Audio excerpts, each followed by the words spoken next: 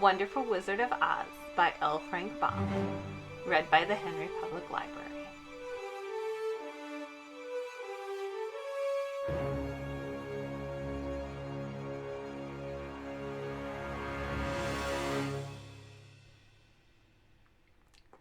Chapter 6.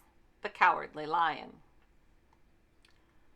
All this time Dorothy and her companions had been walking through the thick woods. The road was still paved with yellow brick, but these were much covered by dried branches and dead leaves from the trees, and the walking was not at all good. There were few birds in this part of the forest, for birds love the open country, where there is plenty of sunshine. But now and then came a deep growl from some animal hidden among the trees.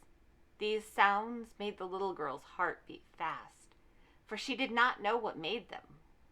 But Toto knew, and he walked close to Dorothy's side and did not even bark in return.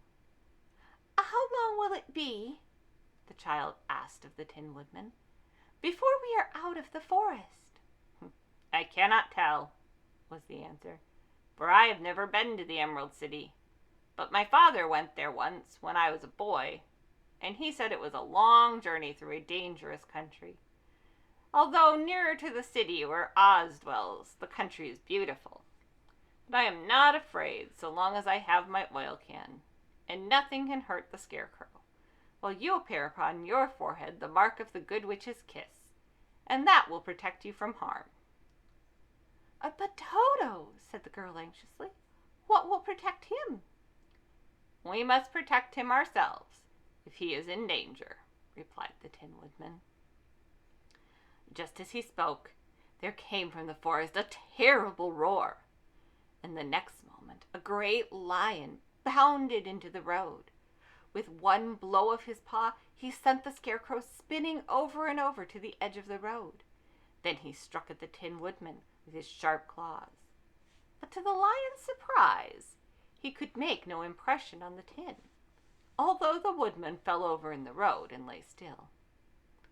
Little Toto, now that he had an enemy to face, ran barking toward the lion, and the great beast had opened his mouth to bite the dog, when Dorothy, fearing Toto would be killed, and heedless of danger, rushed forward and slapped the lion upon his nose as hard as she could, while she cried out, "Don't you dare bite Toto!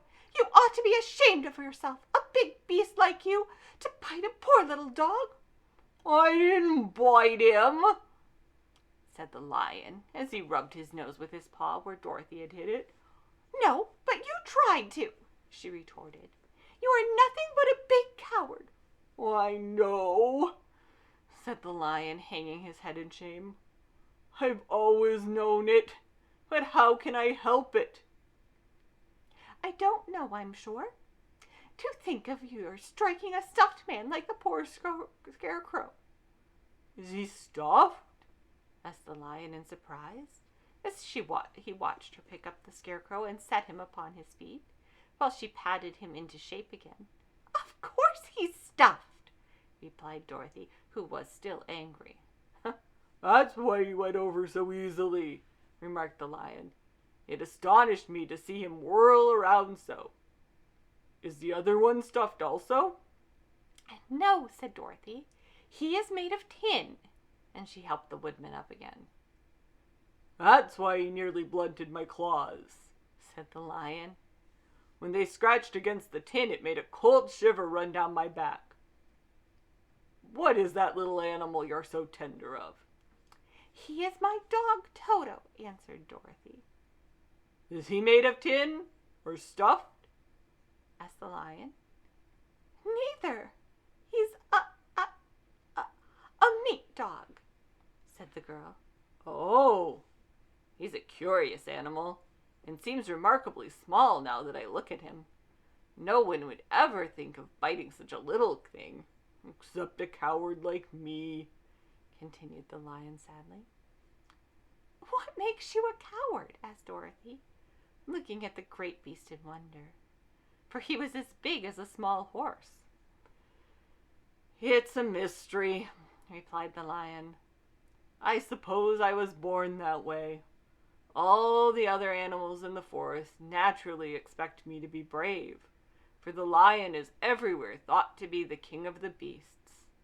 I learned that if I roared very loudly, every living thing was frightened and got out of my way. Whenever I met a man, I've been awfully scared, but I just roared at him, and he has always run away as fast as he could. If the elephants and the tigers and the bears had ever tried to fight me, I should have run myself.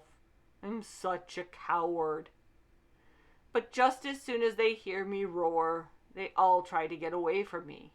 And of course, I let them go. But that isn't right. The king of the beasts shouldn't be a coward, said the Scarecrow. I know, returned the lion, wiping a tear from his eye with the tip of his tail. It is my great sorrow. It makes my life very unhappy. But whenever there is danger, my heart begins to beat fast. Perhaps you have heart disease, said the Tin Woodman. It may be, said the lion.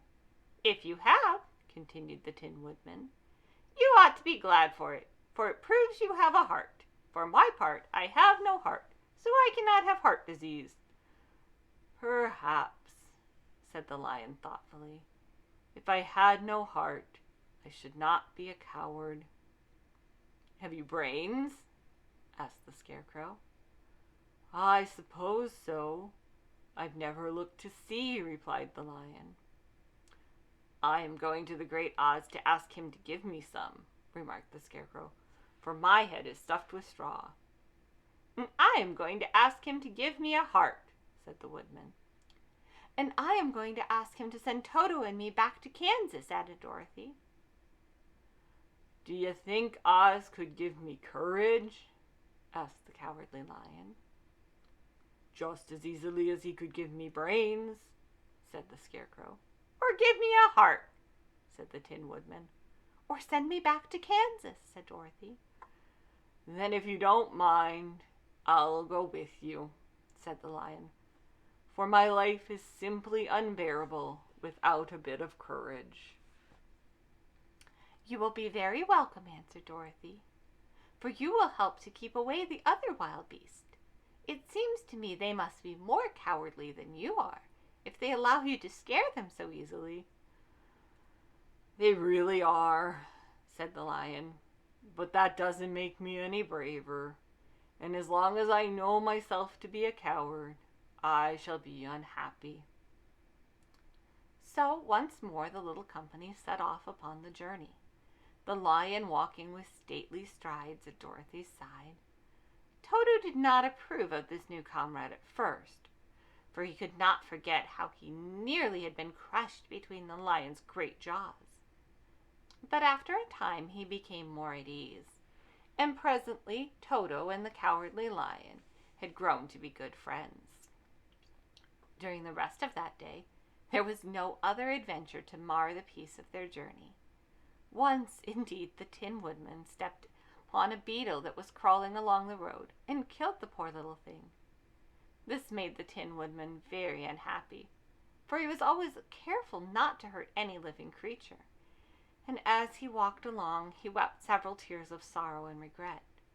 These tears ran slowly down his face and over the hinges of his jaw, and there they rusted.